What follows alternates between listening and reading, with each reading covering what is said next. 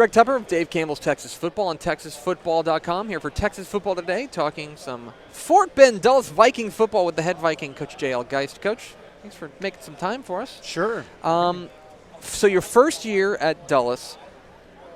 I'll ask you, how would you characterize your first year at Dulles? Our first year? Yeah. I know I feel like there's some positives you can draw from it, and then some places where you're like, we can definitely do better here. Definitely. Well, 5-5. Yeah. So it was an average year, and that's what I have to say about it. I was really excited about the way that senior group they really put it all out there, and they really competed and fought for each other and with each other and believed in what I was trying to do with the program. I was their third head coach for that group, so for them to accept me in and really try to adapt everything that they had seen to that point to what I wanted them to be. I was really grateful for that. We didn't really lose any of those guys in that transition. They were all still there. They all fought for each other. They cared about each other. So having them compete with each other as a family throughout the year, that was a big positive. And now you have the advantage of continuity. And so now they're going to have the guys who were there last year and sticking with you they're going to have the same voice in the room, and I feel like that's got to be a huge advantage for you heading into the second year. Oh yeah, we could tell the difference right now. Yeah. Just in the way our team interacts with each other, our culture. Mm-hmm. We've worked a lot in the off season about having a culture of it being about our team, our program, our community. We really like to build on the fact that we're the flagship of Fort Bend ISD, and that it means something to be a Viking, and that there's tradition there.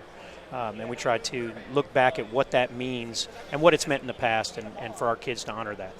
I'm really glad you brought that up, because Fort Bend ISD has blown up now. I mean, it's huge, and it's also so deep. It feels like Fort Bend ISD goes 6-7 quality teams deep. You know what I mean? Like, there's good teams and good coaches. So for you, how do you fight against the idea that, like, maybe these kids are looking around at other schools and maybe a team like Hightower, which has made a state championship a couple of years ago? How do you ask them, and say, let's focus on what we do, as opposed to kind of looking around and saying, oh, well, we're, because you're not competing against, other Fort Bend teams. You're competing against yourself in a lot of regards. Right.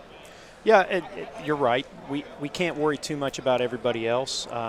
We can't focus on what else is out there. Yeah. We've got our own issues and our own problems and our own day-to-day that we've got to focus on. We've got to get better and improve every day. One of the things that we talk about every day with these guys is win the day, and that best is our standard.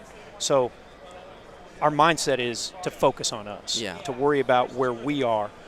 One of the things that we talked about in the offseason and going into this fall is, we're going to respect all of our opponents, but we're not going to fear any of them. So respect all, fear none, which I think you really have to be about in the district that we're in. You're exactly right, because your district is such a meat grinder every single week. There are no off weeks, because you're gonna play got teams that are really talented. And the other thing is, you're going to play teams that are really well coached. Very well coached. The depth of coaching in Fort Bend ISD is outrageous. Oh yes. And we see that. It shows up on tape, and it shows up in the game with the adjustments that those coaches do. They do a great job. There's a great group of coaches in that district. They all work together really well. That was really refreshing when I came into it. How good these coaches get along with each other and how well they work together. But they're competitive and they get after it. And the athletic ability within that district is just unbelievable. So really is. Week in, week out, it's great coaching, great competition, excellent athletes, and you gotta step up your game. When you look at your 2017 team, what are you going? I've been asking this to a lot of coaches. What are you going to hang your hat on? What's the strength of your team? The part of your team that you say, this is what we're going to be about in 2017.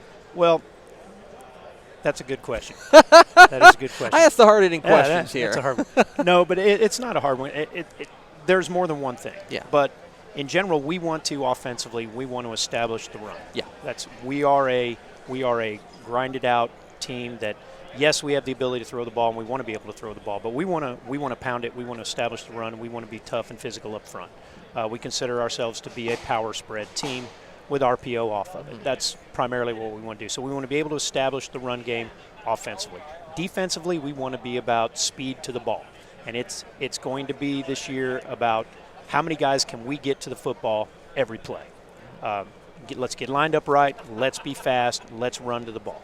And you got to be fast in your district. Not to keep harping on that, but it's like everyone's got speed. Everyone's got that sideline to sideline ability that makes you cover 50 yards that way and 100 yards that way. So, JL Geist from Fort Bend, Dulles, we're going to ruin a good interview by making you spin the wheel of questions. Okay. There are some good questions on here. There are some dumb questions on here. Give it a spin. Let's see what JL Geist from Fort Bend, Dulles is going to be talking about.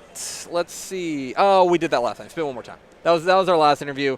Max, we're going to take off the chicken and elephant question. So I got to spin twice. Yeah, you get to spin twice. Hey, it's my lucky day. Such a hater, Tepper. I know. I'm sorry. We've already done that. Oh, perfect. What's the best fieldhouse prank you've ever seen? Best fieldhouse prank. Yeah, because we know. Listen, it's not just the players too; it's the coaches too. So what's the best fieldhouse? No, certainly never me. No. All right, what's the best fieldhouse prank you've seen? Okay, one of the better ones I ever saw. It was kind of a tight office area. There was a big meeting room in the middle of it, and we ordered some big, nice coaching chairs that year. Well, they tended to get in the way, and if you didn't put them all the way down and push them in, you couldn't get through the office. Yeah, makes sense. Okay, well, we have one guy on our staff that was usually a little bit late, and he was always just getting out there just at the nick of time. So knowing that was coming, it ended up one time we were all out of the office, and every single desk in that office chair was back to the point where he couldn't get from the office door back to the locker room to get dressed without having to climb over the top of it. That was pretty entertaining. So he had to climb over like all these, a table. He's just commandoing. He basically had to swim, and he was running late. So he was a little sweaty when he got out to practice. Yeah, he wasn't very happy. Yeah, with what do you? We've been out here for 10 minutes. We strategically set it up for him so he couldn't get through. That's pretty good. It wasn't bad. It's not as bad as some of the other things I've seen. It was kind of funny. Yeah. I was going to say, let's keep this PG. Right. This is a PG definitely. show. JL Geist, head coach of the Fort Bend Dulles Vikings. Coach, appreciate your time. Best of luck in 2017. Appreciate it.